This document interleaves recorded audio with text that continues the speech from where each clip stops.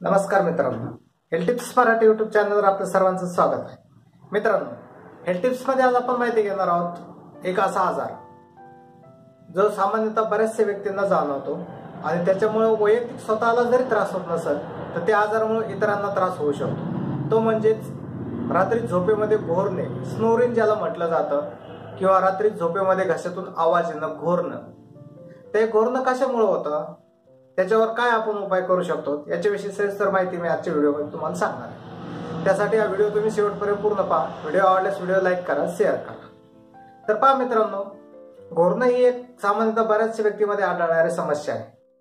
या समस्येमुळे वैयक्तिक व्यक्तीला त्रास होतो, पण एकदम कमी प्रमाणात होतो। जर जास्त प्रमाणात घोरणं असेल, स्लीप अपनिया जर तयार झाला तरच त्या व्यक्तीला त्रास होऊ शकतो, अदरवाईज जास्त होत नाही। पण इतर व्यक्तीला या घोरण्यामुळे जास्त प्रमाणात त्रास होतो। तर हे घोरण्याचे काय कारण असू शकतात? सगळ्यात महत्वाचं घोरणं म्हणजे जे आपल्या घशातून आवाज येतो रात्री झोपेत, ते ज्यावेळेस आपण झोपेमध्ये झोपलेलो असतो त्यावेळेस आपल्या घशातल्या ज्या पेशी असतात, घशातल्या, जिभेतल्या किंवा नाकातल्या एकदम संत झालेल्या असतात, म्हणजेच त्या रिलॅक्स आराम करत असतात।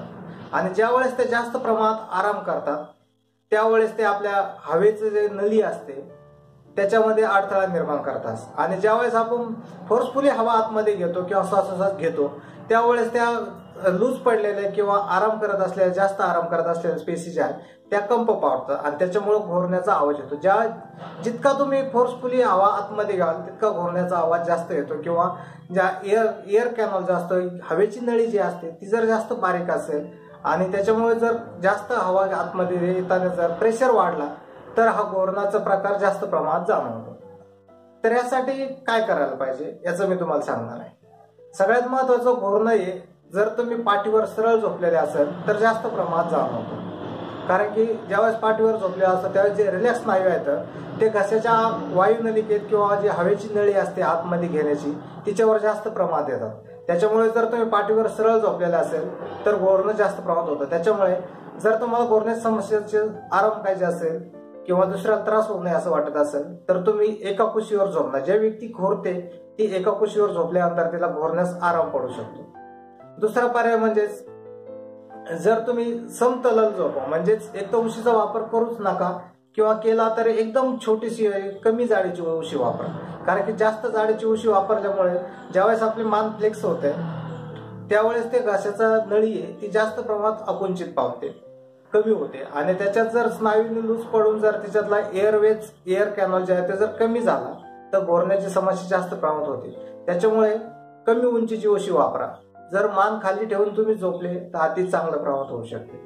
दुसरं एक घोरण्याचं कारण असू शकतं जर तुमचं वजन वाढलेलं असेल, वजन वाढल्यानंतर जर तुम्हाला घोरण्याची समस्या सुरू झाली असेल तर वजन कमी करणं गरजेचं असतं। कारण की ज्यावेळेस वजन वाढतं त्यावेळेस शरीरामध्ये फॅट, चरबी जी जमा होती ती जर कदाचित जर घशाच्या नळीच्या भोवती जर जमा झाली किंवा घशात जर जमा झाली तर त्याच्यामुळे एअर कॅनल, हवेची नळी जी आहे ती बारीक होते आणि अशा वेळेस त्या टिश्यू ज्यावेळेस हवा आतमध्ये घेतली जाते त्यावेळेस ते जास्त कंप पावतात। त्याच्यामुळे रात्री घोरणं जास्त होऊ शकतं।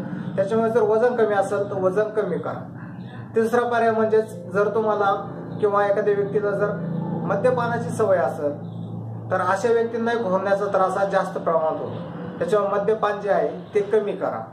त्याचप्रमाणे जर उशीचे ॲलर्जिक असेल, बऱ्याच व्यक्तीला ज्या उशी असतात त्या उशीची ॲलर्जी येते। जर अशा व्यक्तीला उशीची ॲलर्जी येत असेल तर एक तर उशा 2 ते 4 दिवसाला साफ करत राहा, उन्हामध्ये वाळू घालून ठेवत जा किंवा आणि एक 4 ते 5 महिन्यामध्ये उशी चेंज करत जा। कारण की बऱ्याच व्यक्तीला उशीची ॲलर्जी आल्यामुळे घशात झोपल्याच्या नंतर घशात तात्पुरते स्वेलिंग येणे किंवा लूज पडणं, अन्ननलिका, श्वासनलिका जी आहे तिचे रुंदी कमी होणं असं जर झालं तर त्या टिश्यू जास्त प्रमाणात कंप पावतात आणि त्याच्यामुळे घोरण्याची समस्या जास्त प्रमाणात होऊ शकते।